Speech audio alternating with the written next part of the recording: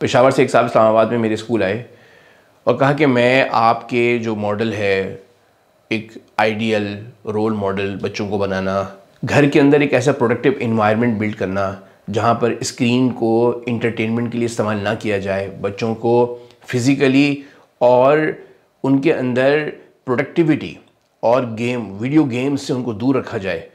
तो मैं ये इन्वायरमेंट बनाना चाहता हूँ, लेकिन मेरी बीवी मेरे साथ कोऑपरेट नहीं करती। या इसी तरह एक साहिबा आई, उन्होंने कहा कि मेरे हस्बैंड कोऑपरेट नहीं करते। तो बच्चों को तभी आप कामयाब बच्चे बना सकते हैं जब मियाँ बीवी दोनों मिलकर एक साथ हों। इसमें मैंने आपसे एक बात ऑलरेडी शेयर की थी कि हस्बैंड का काम ये है कि अपनी बीवी को खुश रखे। जब बीवी खुश होती है तो अपने बच्चों को अपने शौहर के करीब करती है और उनकी मोहब्बत दिल में डालती है, और शौहर की जो आइडियोलॉजी है, शौहर की जो स्ट्रेटजी है, वो अपने बच्चों को देती है। तो ये तो होगी पहली इंपॉर्टेंट तरीन स्टेप। दूसरा स्टेप ये कि अगर कॉपरेशन नहीं मिल रहा स्पाउस के साइड से, तो आप अपने दरमियान एक शेयर्ड विजन क्रिएट करते हैं। शेयर्ड विजन ये है कि आप अपने स्पाउस के पास जाइए और पूछिए कि क्या आप अपने बच्चों को कामयाब दुनिया में और आखिरत में, दुनिया में इस तरह कि वो अपने पैरों पे खड़े हों और आपके लिए रिज़्क़ हलाल का ज़रिया बने, आपके बुढ़ापे में आपके दस्तरास बने, और आखिरत में आपके लिए जन्नत का ज़रिया बने।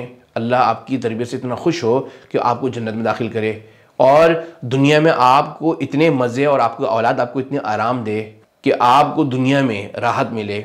यकीनन वो ये कहेंगे कि ये मैं चाहता हूँ, ऐसा ही चाहता हूँ। कौन नहीं चाहेगा कि मुझे दुनिया में ऐसी राहत मिले, मेरी औलाद मेरी आंखों की ठंडक हो और आखिरत में भी मेरी निजात का ज़रिया बने, तो कौन नहीं चाहेगा। तो इस तरह आपने क्या किया, अपने स्पाउस के साथ मिलकर आपने एक शेयर्ड विजन क्रिएट किया कि दोनों ने एग्री किया कि मैं भी ऐसे चाहता हूँ, आप भी ऐसे चाहते हैं, तो हम मिल के क्यों ना काम करें। तो ये जो इसे कहते हैं शेयर्ड विजन, मतलब कि दोनों का मकसद एक कर देना। लेकिन कभी कभार हम क्या करते हैं, इस बात को भूल जाते हैं। हम क्या करते हैं, डायरेक्टली कहते हैं तुम ये करो, तुम ये काम करो, तुम ये काम करो, तुम बच्चों को पढ़ाओ, तुम बच्चों को जो है वो टाइम नहीं देती, या आप जो है बच्चों को टाइम नहीं देते, बच्चों को घुमाते नहीं है। अब ये एतराज़ात हो रहे हैं, आपस में प्रॉब्लम्स क्रिएट करने का जरिया बन रहे हैं। लेकिन जैसे ही आप ये बात करेंगे कि हम मिलकर अपने बच्चों को दुनिया में और आखिरत में हमारे लिए और अपने बच्चों के लिए कामयाबी का जरिया बनना चाहते हैं, तो यकीनन कोई स्पाउस नहीं कहेगा कि हम ऐसा नहीं चाहते। दोनों कहेंगे कि हम ऐसे ही चाहते हैं। द मोमेंट आपने ये दोनों ने एक दूसरे से कह दिया कि हम यही चाहते हैं, मैं भी यही चाहता हूँ, आपने कहा मैं भी यही चाहता हूँ, तो आपने एक शेयर्ड विजन क्रिएट कर लिया। और अब आप देखेंगे कि आपकी बीवी, आपके हस्बैंड आपके साथ कोऑपरेट करना शुरू करेंगे। और ये हो सकता है कि उसका असर बहुत थोड़ी देर हो, थोड़ी देर के लिए वो बात मान लें, लेकिन 1 घंटे बाद, 2 घंटे बाद दोबारा वही एक्टिविटी शुरू हो जाए। तो भाई देखिए, हमसे एक बहुत बड़ी गलती होती है कि हम ये समझते हैं कि एक दफ़ा बात करना काफ़ी है। ऐसे नहीं है। अल्लाह हमें हर रोज़ 5 दफ़ा हय्या अलस सलाह, हय्या अलल फलाह सुनाते हैं। हर रोज़ 5 दफ़ा रिमाइंडर्स, क्योंकि हम इंसान को अल्लाह ने बनाया ऐसा है कि वो भूल जाता है, और जब भी कोई नई चीज़ हो इंसान को भूलने के चांसेस और बढ़ जाते हैं। तो आप ये ना समझें कि आपके एक दफ़ा बात कहने से ये बात ख़त्म हो जाएगी, बल्कि ये बात आपको रोज़ाना 3, 4, 5 दफ़ा रिमाइंड कराना पड़ेगी। और आप रिमाइंड कराते रहें और आप देखेंगे कि तब्दीली आती रहेगी, और फिर वापस ख़त्म हो जाएगी, फिर आएगी, फिर ख़त्म हो जाएगी।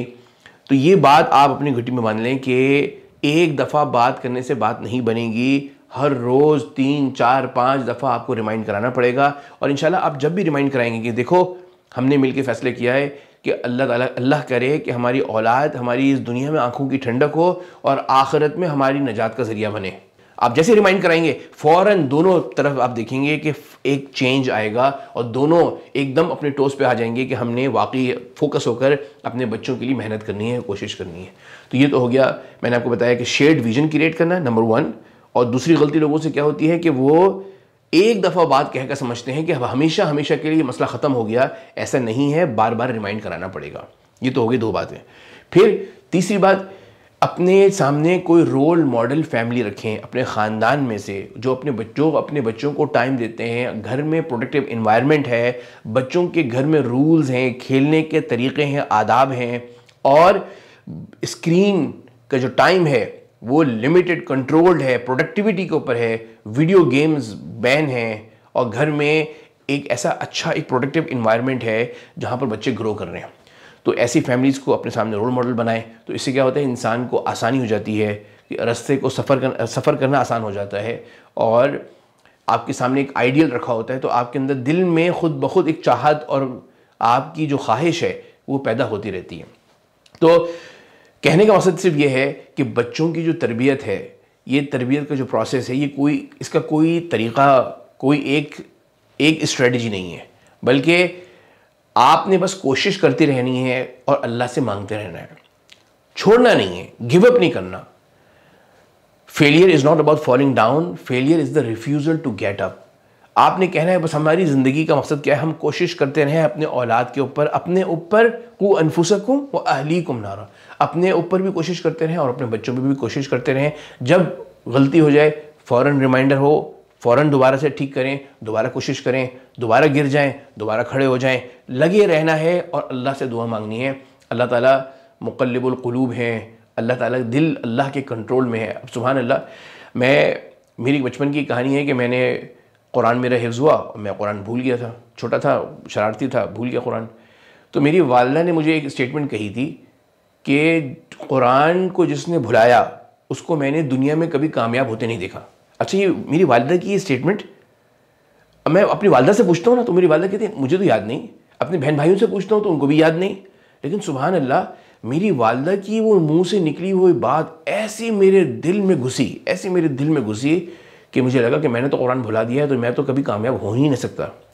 और अल्लाह ने मेरे दिल में माँ बाप की दुआओं की बरकत से डाला तो कोई मसला नहीं, दोबारा याद कर लो। तो मेरी ज़िंदगी का एक बहुत बड़ा चैप्टर खुला।